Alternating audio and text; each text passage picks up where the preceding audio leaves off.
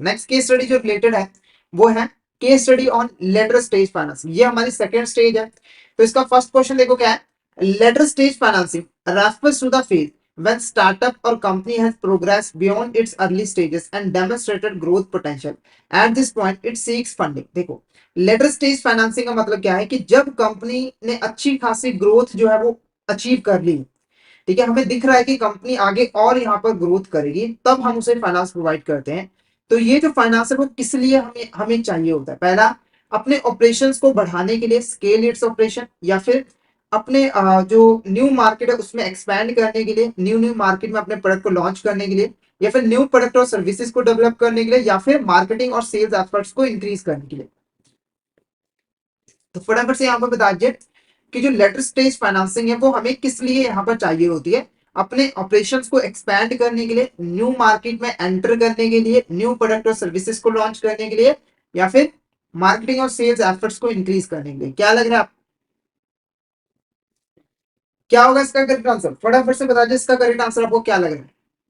तो इसका जो करेक्ट आंसर है वो है ऑप्शन डी। ऑप्शन डी हमारे यहाँ पर करेक्ट आंसर रहेगा।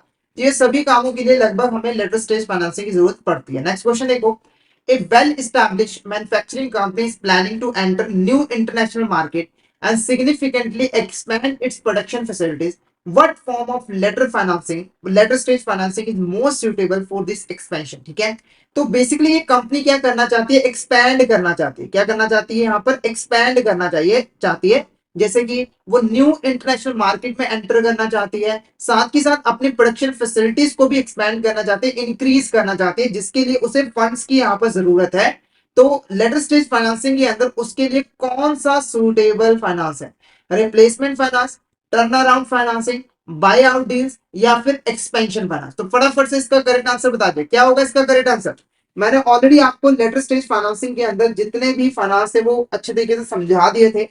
तो फटाफट से इसका आंसर बता दीजिए, इसका आंसर आपको क्या लग रहा है, क्या होगा इसका करेक्ट आंसर। तो ऑप्शन डी, बिल्कुल यहाँ पर ऑप्शन डी हमारा करेक्ट आंसर रहेगा, expansion finance is the correct answer. तो एक्सपेंशन फाइनेंस प्रोवाइड किया जाता है कंपनीज को ताकि वो एक्सपैंड कर सके, अपने बिजनेस की ग्रोथ जो है वो कर सके, उसको बढ़ा सके, अपने बिजनेस को बढ़ा सके। उसके बाद venture capitalist is interested in acquiring shares from existing share holder of a successful tech company who wishes to exit their position. What type of later stage financing is this venture capitalist engaging in. ठीक है, तो देखो एक company है, tech company है, उसके कुछ share holders हैं जो कि कंपनी को छोड़कर जाना चाहते हैं, यानी कि अपनी होल्डिंग्स को वो सेल करना चाहते हैं। इस चीज को देखते हुए कुछ वेंचर कैपिटलिस्ट ने जो है उनके शेयर्स को जो है वो खरीद लिया, उनके शेयर्स को जो है वो एक्वायर कर लिया ताकि वो कंपनी को आसानी से लीव जो है वो कर सके। तो ये जो वेंचर कैपिटलिस्ट है वो किस तरह की लेटर स्टेज फाइनेंसिंग के अंदर इन्वॉल्व है, यानी कि उन्होंने किस तरह की लेटर स्टेज फाइनेंसिंग प्रोवाइड की है, replacement finance, turn around finance, bye out deals, या फिर एक्सपेंशन फाइनेंस। तो क्या होगा इसका करेक्ट आंसर, फटाफट से चैट बॉक्स में बता दीजिए इसका करेक्ट आंसर आपको क्या लग रहा है। और अगर सेशन अच्छा लग रहा है तो सेशन को लाइक जरूर यहाँ पर कर दीजिएगा। तो इसका जो करेक्ट आंसर है वो है ऑप्शन है, replacement finance is the correct answer. Replacement finance is the correct answer.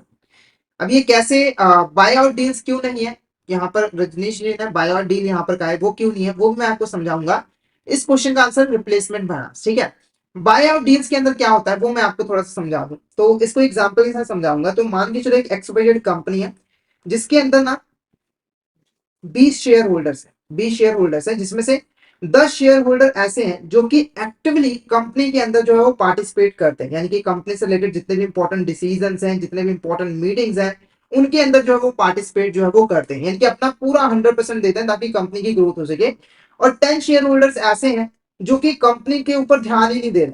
ठीक है, मतलब कि मीटिंग में आ रहे हैं, ना कुछ बोल रहे हैं ना कुछ, ऐसे बस आके आके हाजिरी लगा के चले गए, मतलब कि इनका पार्टिसिपेशन बहुत ही कम है, बहुत ही कम है। ठीक है, अब एक चीज यहाँ पर देखो, कंपनी जब प्रॉफिट कमाएगी तो प्रॉफिट इन दोनों के बीच में इक्वली डिवाइड होगा, यानी कि 10 शेयर होल्डर को भी उतना ही प्रॉफिट मिलेगा और दूसरे 10 शेयर होल्डर को भी उतना ही प्रॉफिट मिलेगा। और ये जायज बात नहीं है। देखो अगर ये एक्टिवली पार्टिसिपेट करी तो इनको प्रॉफिट ज्यादा मिलना चाहिए और इनको कम मिलना चाहिए, पर एग्रीमेंट ऐसा हुआ है कि ऐसा हो नहीं सकता। तो इस केस में क्या होता है कि जो पार्टिसिपेटिंग शेयर होल्डर्स होते हैं, जो एक्टिवली पार्टिसिपेट कर रहे होते हैं, वो ऐसे शेयर होल्डर जो पार्टिसिपेट नहीं कर रहे होते हैं उनसे जो है शेयर्स को परचेज जो है वो कर लेते हैं। अगर ये वाली सिचुएशन है तो वो होता है हमारा बाय आउट डील। क्या होता है, बाय और डील। पर यहां पर क्या हो रहा है कि कुछ शेयर होल्डर्स हैं जो कि कंपनी को छोड़कर जाना चाहते हैं और उस केस में वेंचर कैपिटलिस्ट ने उनके शेयर्स को जो है वो एक्वायर किया है। तो यहां पर सिचुएशन जो है वो अलग हो सकती है, तो आपको ध्यान में रखना है और गलती बिल्कुल भी नहीं करनी।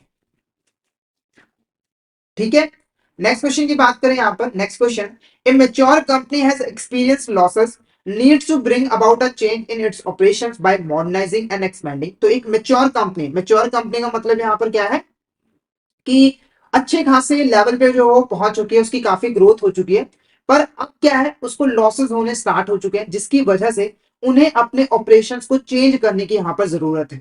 जिसके लिए वो अपने ऑपरेशन में मॉडर्नाइजिंग करेंगे, यानी कि नई नई मशीनों का यूज करेंगे या फिर अपने बिजनेस को एक्सपैंड करेंगे ताकि लॉसेस को प्रॉफिट में कन्वर्ट किया जा सके।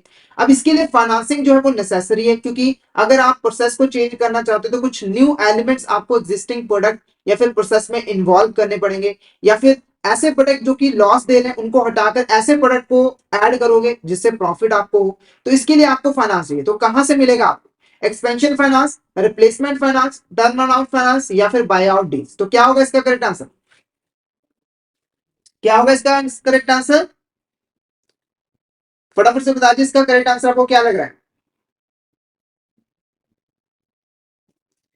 तो इसका जो करेक्ट आंसर रहेगा वो रहेगा option C, turn around finance is a correct answer. बिल्कुल सही, यहाँ पर turn around finance is a correct answer. Next देखो क्या है, dash involves active share holder purchasing shares from inactive share holder with in an organization. Active share holder buy shares from inactive ones to align ownership with operational efforts, ensuring those who manage the business benefit proportionately from their work। तो वही same चीज जो मैंने आपको example के साथ समझाई थी कि कुछ यहाँ पर एक्टिव शेयर होल्डर्स है, वो इन एक्टिव शेयर होल्डर से शेयर्स को परचेज कर रहे हैं ताकि वो जो एफर्ट्स लगा रहे हैं उसके हिसाब से उनको बेनिफिट जो है वो मिल सके। तो इसका आंसर ऑप्शन डी, बाय और deal is a correct answer. बाय और deal is a correct answer.